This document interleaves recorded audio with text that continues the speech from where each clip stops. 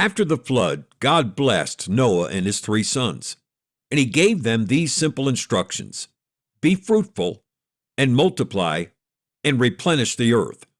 Of course, Noah and his wife had already raised all of their children, so it was left up to Noah's 3 sons, Ham, Shem, and Japheth, and their wives, to carry out this monumental task. 6 people were given the mission of filling the earth with humans. Genesis chapter 10 gives us the names of the sons and grandsons of Shem, Ham, and Japheth and their wives. And the chapter ends with the summary: these are the families of the sons of Noah, after their generations, in their nations, and by these were the nations divided in the earth after the flood.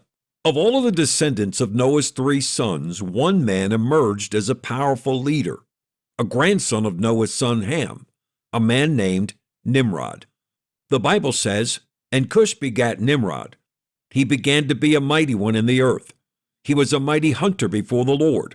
Wherefore it is said, even as Nimrod, the mighty hunter before the Lord. In the generations following the flood, there was a great increase of ferocious beasts that were constantly threatening people's safety. Nimrod gained his reputation by tracking down and killing these wild animals. And the Bible says that Nimrod was a mighty hunter before the Lord. That doesn't simply mean that God saw Nimrod. God sees everything. And it's fair to notice what is said about the men who rebelled against Moses in Numbers 16:2. And they rose up before Moses. It's pretty safe to say that he was a mighty hunter before the Lord isn't speaking of Nimrod's service to Jehovah, but rather of his rebellion against Jehovah, especially when you consider that Nimrod's name in Hebrew means rebellion.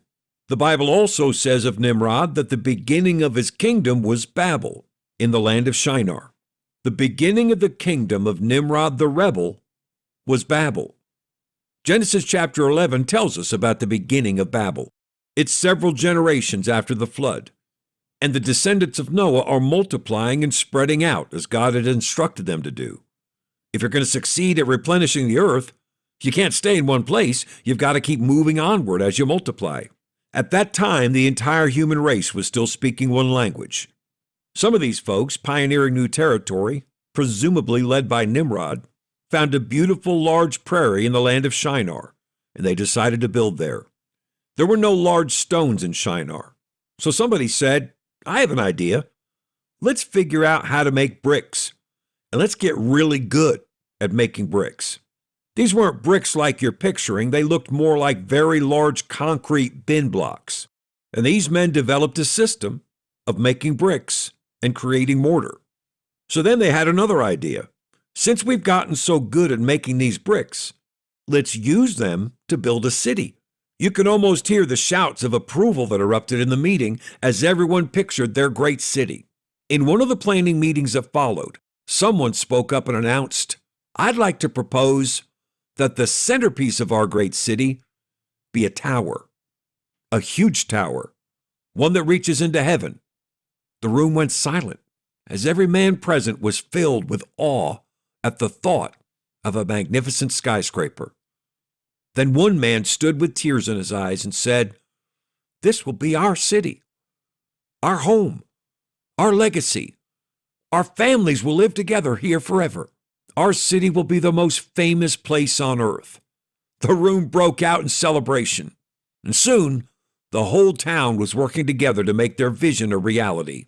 As they were working hard to build their tower and their city, a building inspector showed up at their job site. The Lord himself came to see what they were doing.